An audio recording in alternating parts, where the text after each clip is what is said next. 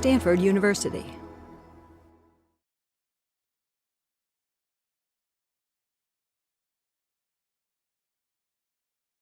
The question that everybody wants to know is, what is season 2 going to be like? Now that we've all thoroughly digested season 1, along with a lot of cheese. Total success. It's a total. Millions of hits. I like season 2 has a lot of step-ups.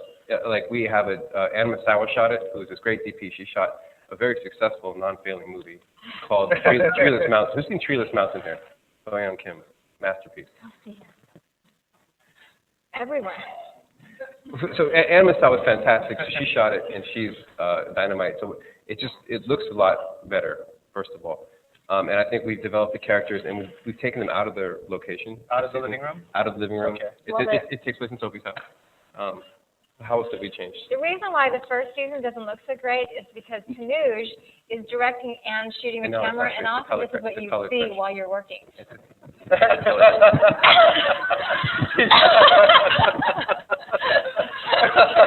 So that's when you learn your director shouldn't be shooting the show. Because when he's laughing... First season looks fantastic. First season looks fantastic. It was fantastic. Not a failure. Not a failure at all. I think the storylines got a little bit more, the characters started to get a little more clear. We tried to take a little more time developing our relationships. We had a real strong arc for Sheetlo's character. And I think each one of us kind of came to the table. I just wanted to keep doing crazy stuff. And, Lynn had her thing. Yeah, the dances were actually really amazing. I feel like maybe my go-to is now dancing. Dancing, is that what it is? What do you want me to do? I'll dance. I'll just dance. Put the camera and I'll dance. We had Leonardo Naum, who I'm sure you all know, very handsome, dapper gentleman, was a new addition, who played Sophie's manservant slash, guy that I sometimes liked, and in the show. And then Sai Chin, who is a legend, played Michelle's mom, which was awesome that she came and did that. Does she have the big hair too going on?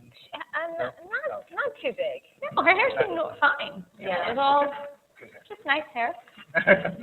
I think we're trying to go past just the pure one-liner comedy stuff. Yeah.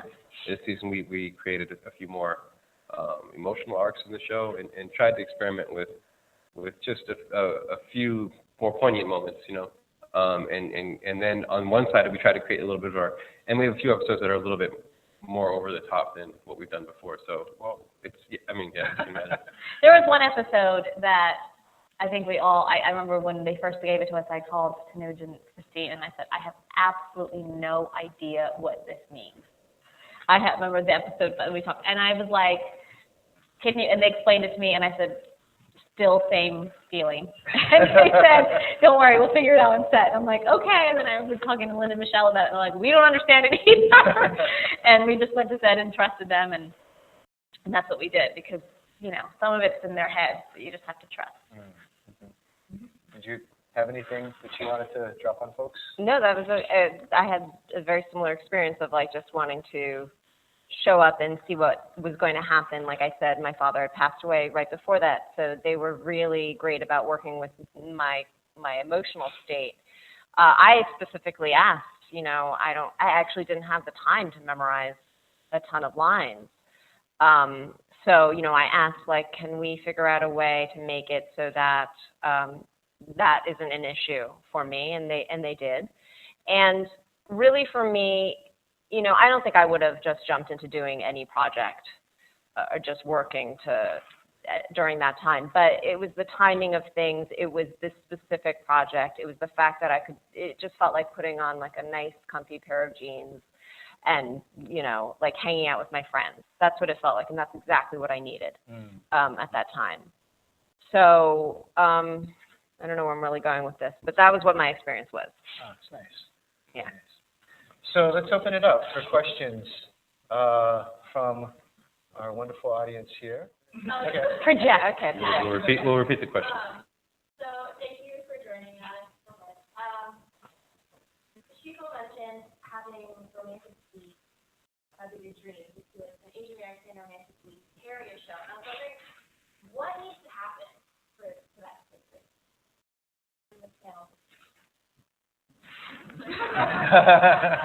The question is, what needs to happen for an Asian American romantic lead to take? But are you talking about in?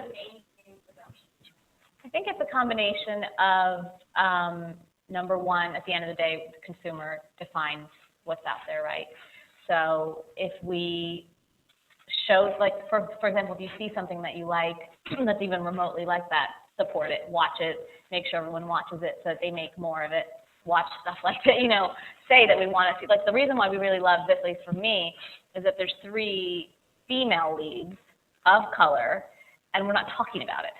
You know, we're just people, and we're not talking about the fact that we're our identity and all this stuff that I know this is about. But you know, it's not the angst of it. We're just people, right? So that's where you want to get to. So I think number one, demanding it, supporting the stuff that's like that, and also there has to be more writers and producers and people of the in those positions that want it, support it, and fight for it. You know.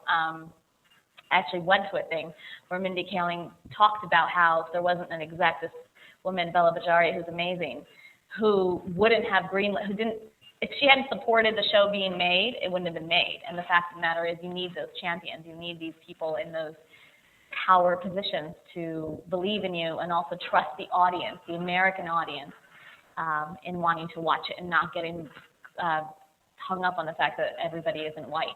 Like, hello, you know. It's interesting too. I mean, Saving Face happened because Alice Wu met Teddy Z, right?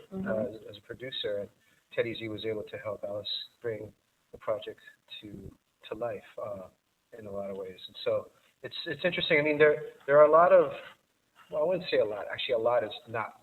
There's not a lot, but there's some Asian American folks who have the power to greenlight things in Hollywood. And there are folks who, for instance, the team that does How I Met Your Mother, Asian American, right? And so I guess the question is, and this is like where I feel like we've had these discussions for 10, 20 years now.